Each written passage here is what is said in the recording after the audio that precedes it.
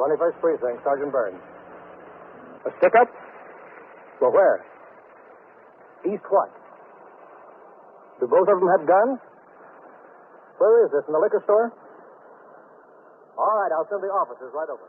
You're in the muster room at the 21st Precinct, the nerve center. A call is coming through.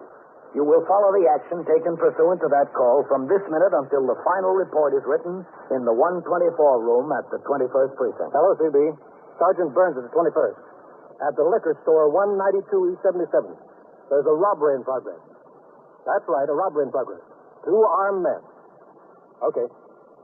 Yeah. 21st. 160 patrolmen, 11 sergeants, and 4 lieutenants, of whom I'm the boss. My name is Kennelly, Frank Kennelly. I'm captain in command of the 21st. It happened at 10:55 p.m. Sector car number 4 of the 21st was on patrol on Lexington Avenue in the 70s, with patrolman Daniel Mercado as operator and patrolman Horace Nelson as recorder. It had been a quiet tour. And what did he say? Oh, he didn't say much, Dan. Said if I wasn't satisfied with his views, they'd give me something else. I told him I was satisfied, all right. It's just they were ripping in the heel. It's almost 55, Nellie. We better ring in. Yeah. So what happened? They gave me a new pair. I got them on. That was nice of them. Yeah, I thought so.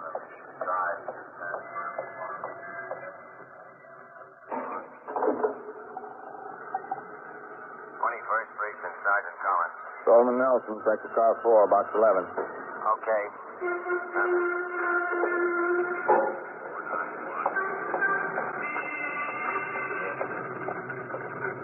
What do you have for us? Nothing. Car 681, gauge.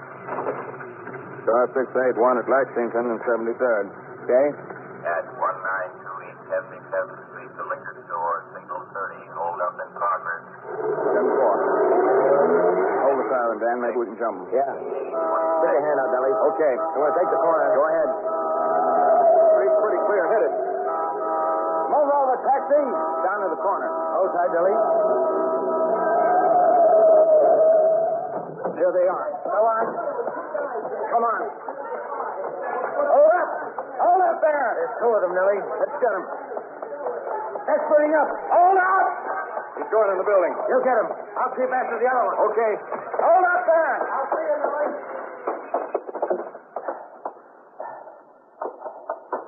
You better stop where you are. Not me. Stay away from me. I said stay away. Albert. Who is it? On the first. On the stairs.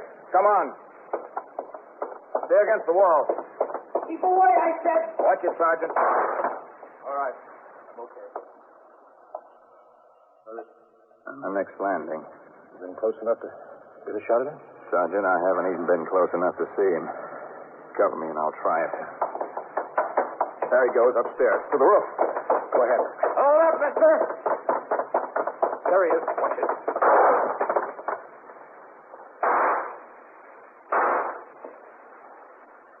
He's just standing there, ready to go out on the roof.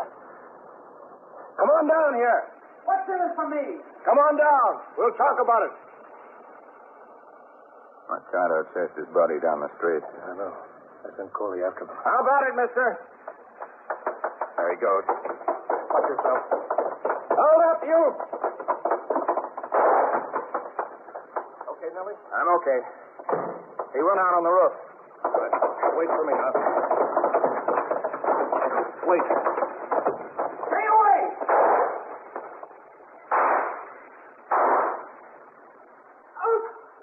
Nelson? Nelson! Here. Where is he? There. On the vent. I hit him, I think. You! You, come on out. Let's take a look.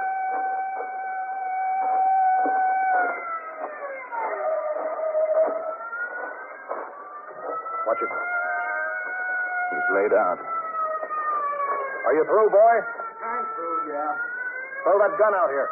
It's empty. That's why I'm through. Throw it anyway. Are you hit? Yeah. I'm hit. I'm hit in the shoulder, right in the shoulder. You're lucky. Yeah, I'm lucky. I'm the luckiest guy in the world.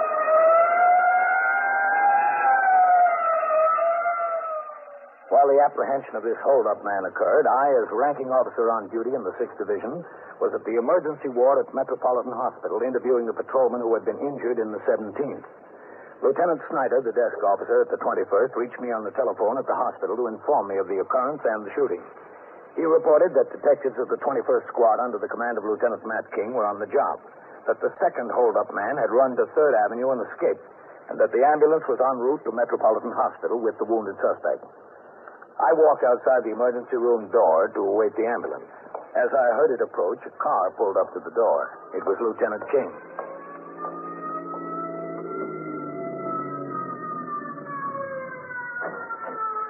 Okay, Whitey. Hello, Matt. Captain. Pull it over on the lot and come on inside. How'd you get here so fast, Captain? Oh, I was here. A cop was hurt down on the 17th, so I had to make the investigation. Oh, very bad? No, it doesn't look too bad. He fell through a broken step in a condemned building trying to run some kids out. His leg's all scratched up. Doctor says that's about all. What have you got? One of your men made a good collar. Nelson. Yeah, I heard about that. How bad's this boy shot? Not too bad, I hope. There's a lot I want to find out from him. His partner got away from us. We got to know where he is. Did he tell you anything over there, Matt? He wouldn't give me the right time of day. All right, so you'll be with him now. All right, roll it out, officer. Take my jacket. Don't forget my jacket. All right. I got this then. Go on. Easy there, watch. I'm okay. Go ahead. Hello, Captain. High, lift it high. Nelson, nice job. Thanks. Okay, go ahead. Easy, will you? Hurts. Okay, back here. Go ahead. Want to come inside, Captain? Yeah, sure, Matt. Watch it going through the door. This kid might be able to clear a whole string of robberies for us. I hope so. Go ahead. All right, up on the table with him.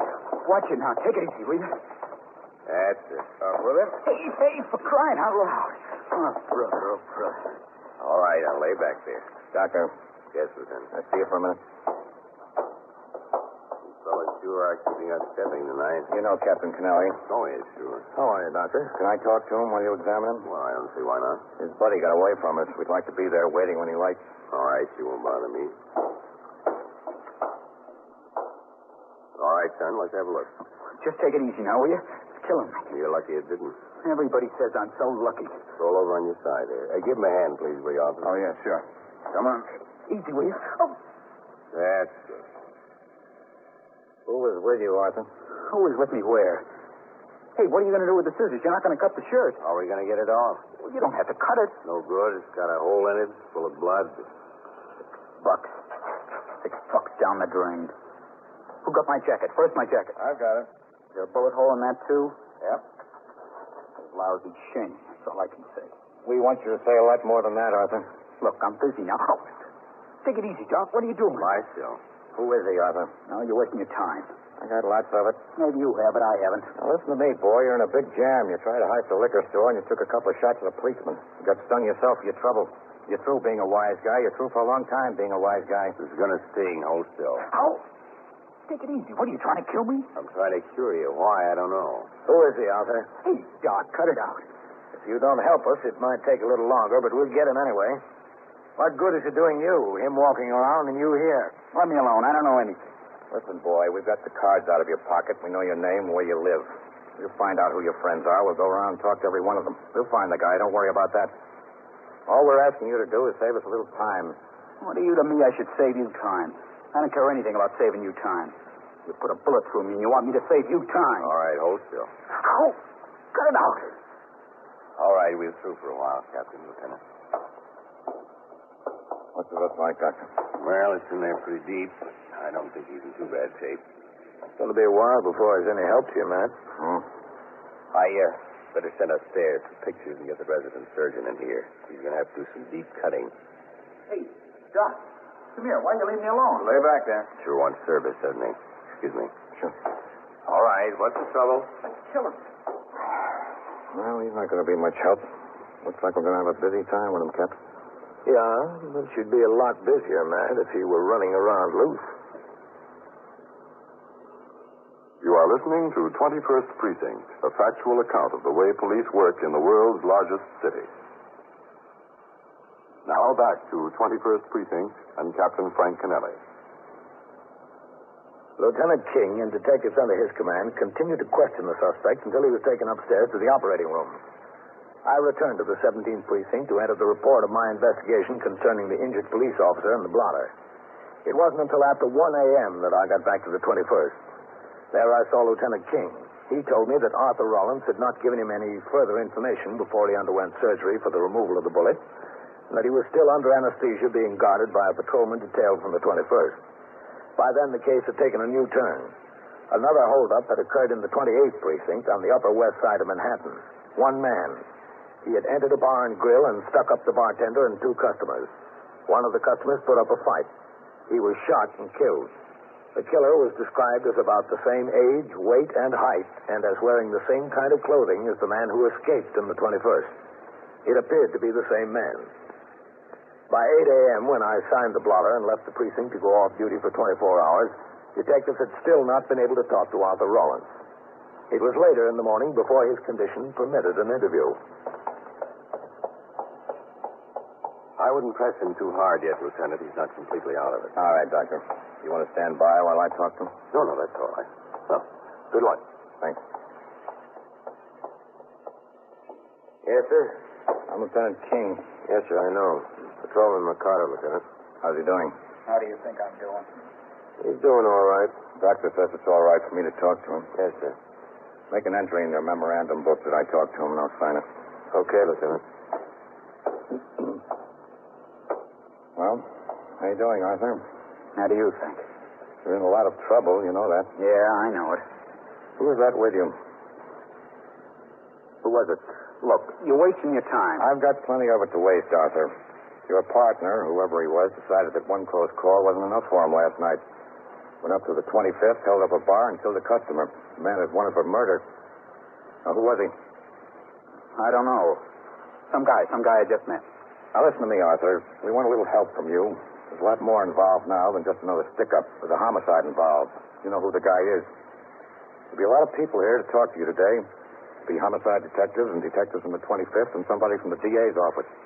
I want to stop playing around. We want to know everything you know, and we want to know it fast. Now, how about it? I asked you, how about it? Nothing about it. I can't tell you what I don't know, and I don't know a thing. Not a thing. That's the way it went during the whole day.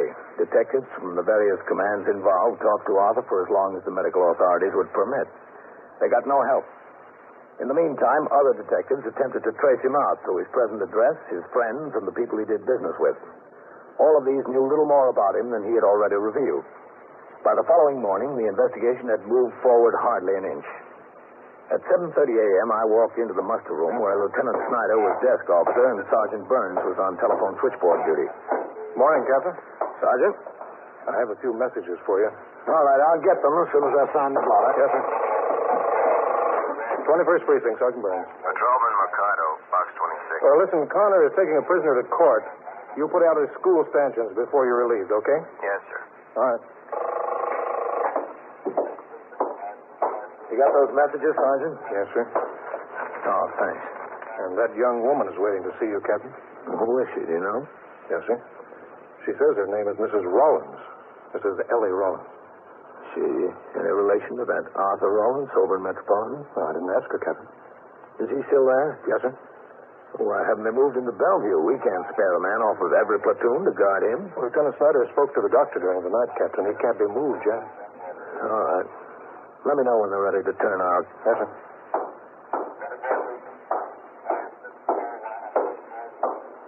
Did you want to see me, Mrs. Rollins? Are you the commanding officer? That's right. I'm Captain Kennelly. They told me I'd have to get permission from the commanding officer to visit my husband in the hospital. Is your husband Arthur Rollins? Yes, that's right. Would you come into my office, please? Yes, thank you. Thank you very much. You have a seat? Thank you very much. This is Wednesday morning. Your husband has been in the hospital since Monday night. Haven't you been able to see him since then? Well, no, I didn't even know about it. You see, we haven't been living together, not for 5 or 6 months. Where do you live? Me? I live over in Jersey, Newark. Been living there ever since we separated. It just happened that a friend of mine brought home a New York paper last night, and I saw it in there. Just an accident, but I know about it. How did you find out that you have to get my permission? Well, you see, after I found out last night, I called the hospital on the telephone. I asked if I could visit Arthur. They told me he was a prisoner, and I'd have to get permission of the commanding officer of the 21st Precinct. Who told you? I don't know. Whoever answers the phone there, the switchboard operator, I guess. Mm-hmm. Then I called here on the phone.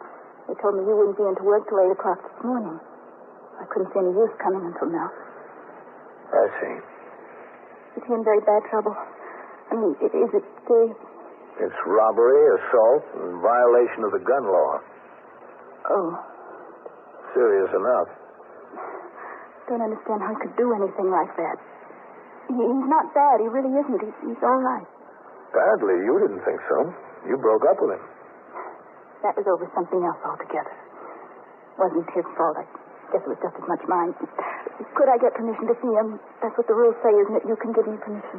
Well, the rules also say that in felony cases where an investigation is being conducted, the commanding officer must consult with the detective squad commander before giving any such authorization. Oh.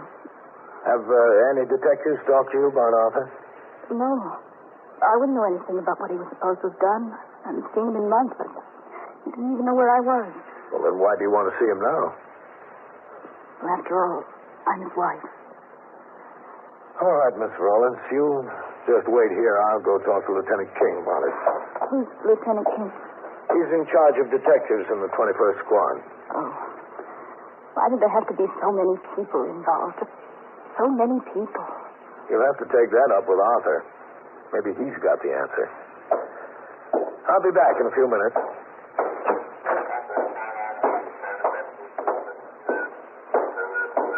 I walked across the muster room to the desk where I instructed both Lieutenant Snyder and Sergeant Burns to keep an eye on the young woman in my office and to detain her if she attempted to leave. Sergeant Burns told me that Lieutenant King was on the job upstairs, so I walked through the back room where the men of the day tour were going over the alarms preparatory to the turnaround. I went up the worn stairs to the second floor and into the 21st Squad office.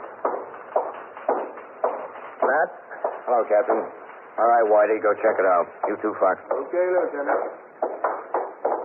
Yes, sir, Captain. How are you doing with that Arthur Rollins, Smith? Well, he's still in Metropolitan. They'll probably be able to move him to Bellevue today. That's what the doctor said. Has he been any help to you? Help to nothing. I've been over there myself 3 times to talk to him. Men from the 25th, the homicide squad, and the DA's office were there almost all day yesterday. He didn't say who the second man was. He didn't say anything. The girl who claims to be his wife is downstairs. Oh, that's all? Yeah. She wants an authorization to visit him. Okay. Didn't know he had a wife. There's a lot of things we didn't know about him. Can we go talk to him? Sure. Whitey, I'll be down in the captain's office. All right, Lieutenant. I don't know what the boy's holding back for. He's got nothing to lose. All he can do is gain by helping us. If he helps us clear a homicide he had nothing to do with, he deserves some kind of break. Well, maybe he'll still help you. Here. Not that kid. All he's got for an answer is no. So you didn't even know he was married? Good morning, Captain. Nelson? I didn't say anything. Nobody up where he's living now knew that he was married. This boy doesn't do much talking any place he goes. Go ahead, Matt. Thanks. Miss Rollins? This is Lieutenant King. Hello. How do you do? Can I get to see Arthur? That's what I came all the way over here for. I don't see why I have to go through so much red tape just to see my own husband. He's being held on a charge of robbery. I know that. He hasn't been very helpful. We're still investigating to find out who was with him when he held up that liquor store. Would you know who it might be? No. How would I know? I haven't seen Arthur in months. How long has it been since you were living with him? I don't know, 4 or 5 months. Where did you live? In New York? Yes, that's right, in New York, in Washington Heights. Why did you break up? It's an awfully long story. We'd like to know why. Well, you see, he was in service in the Army. We got married when he first went in, and then he went away, first to Texas, and he went to Korea. He wasn't any hero or anything, but he was there. He was in for 2 years. Where were you, meanwhile, in Washington Heights? No, I was home, living with my folks. When he got out, we found his apartment in Washington Heights, just 3 rooms, but that was big enough. When was that? about a year ago. Late last summer, I guess, a little more than a year ago. Did he have a job? Yes, so did I. Started out in the post office. Delivering special deliveries. It was just temporary, and he didn't like it, so he tried to get into building, construction work. Yes? Well, I thought the post office was much better, for him at least, but he wanted to work with his brother. His brother's in construction work. He works in, what do you call it, excavation, when they have to dig a foundation for a new building. That's what he does. Where does his brother live, in New York? In Brooklyn. Told me how much more money he's making and everything like that, but I said, maybe your brother makes more when he's working, but there's time between jobs and all that, and you're better off in the post office. At least you're sure of it every week. But he couldn't say it. Was that the cause of the breakup? No, I couldn't say that. The only thing about it was that he always wanted to do everything his brother did. Joe, that's his brother. Joe this and Joe that. That's all I ever heard. Every time we had to make a move, we couldn't do it without consulting Joe. I just got fed up with it, that's all. I said one day, who are you married to, me or Joe? Didn't last long after that. One night I said, Arthur, I'm leaving. He said, okay. That was that. Guess it was mutual. After all, he was in the Army. He was a married man. He didn't have to go to his big brother anymore for every little thing. Has Arthur ever been arrested before? No. At least, not before we broke up. Has Joe? His brother? Yes. I don't know. I don't care anything about Joe. Nothing but those sick of him. I don't know. Did Arthur go to work on a construction job? Yes, I think so. At least I know he quit the post office. Is Joe married? Hmm? No. Not unless it was very recently. Listen, can I go over to see Arthur? It's all right with me, Captain. Excuse me. 21st Precinct, Captain Kennelly. Sergeant Burns, Captain. They're ready to turn out. All right, I'll be right there. Yes, sir. Can I? I'll give you an authorization. As soon as I turn out the platoon. About 5 minutes. Captain, Yes, man. tell you what I'll do. No, I'll take her over there myself, Captain. Yeah. Maybe she can get him to talk. You don't really need her now, do you? You know who you're after. Well, she's entitled to visit her husband. 5 minutes. Yes. What did he mean? When? Turn out the platoon. I get the men who are working the next shift on the job. Oh. So something, isn't it? Yes, it's always something. I turned out the platoon for the day tour and returned to my office where Lieutenant King and Mrs. Rollins were waiting. Patrolman Fallon, the 124 man, came in, and I instructed him to write up the authorization for Mrs. Rollins to visit her husband.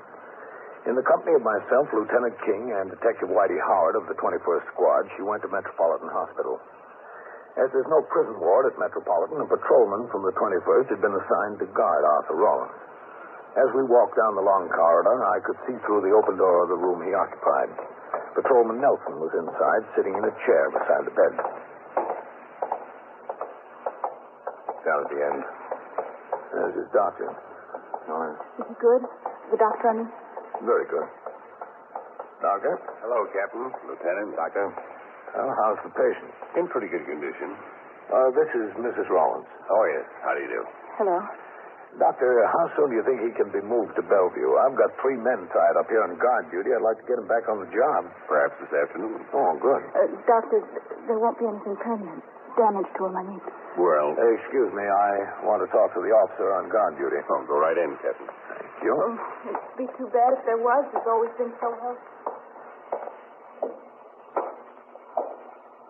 Hello, Nelson. Captain? He's not giving you any trouble, is he? No, sir? How are you feeling, Arthur? Great. Just great. Don't complain, boy. You were shooting at the officer. He didn't have time to stand around and talk about it.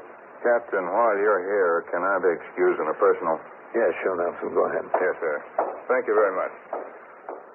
Arthur, I understand you haven't been much help to the officers who've been around to talk to you. Why should I be any help? What have you guys done for me? And brought you a visitor, Arthur. Yeah? Who? She'll be right in. Who's she? Arthur? Ellie. All right, just lie still. Hello, Arthur. Oh, what you had to come for. Why'd you have to see me like this? I didn't want you to come. I didn't want anybody. I saw it in the paper, Arthur. I had to come. Oh, go on. Get out. I don't want you here. Arthur? I don't. You don't always get what you want, do you? You found that out. Oh, you're back, huh? Well, you're wasting your time. I told you yesterday I'm not saying anything to you. I'm not saying a word. Maybe it's time for me to do a little talking, boy. You don't have to. I know what the score is. I know who was with you and who shot the man in the 25th. What do you mean? That was your brother along with you, wasn't it? Listen, if you... Lie back there, boy. Wasn't it? You told him, didn't you, Ellie? You told him. How would I know?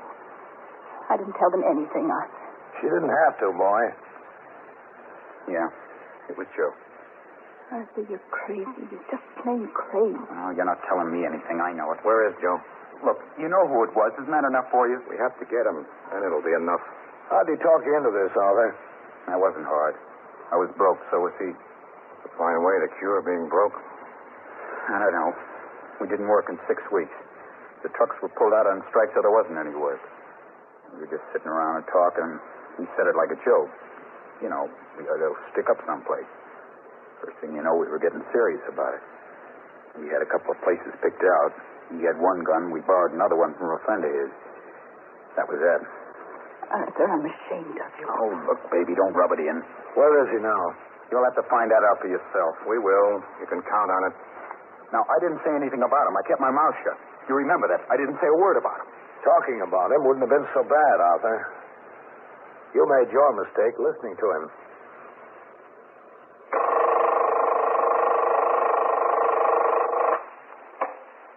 "21st Precinct, Sergeant Burns. You caught a what? A burglar? You're using the butcher knife on the burglar? Well, where is this? Where?"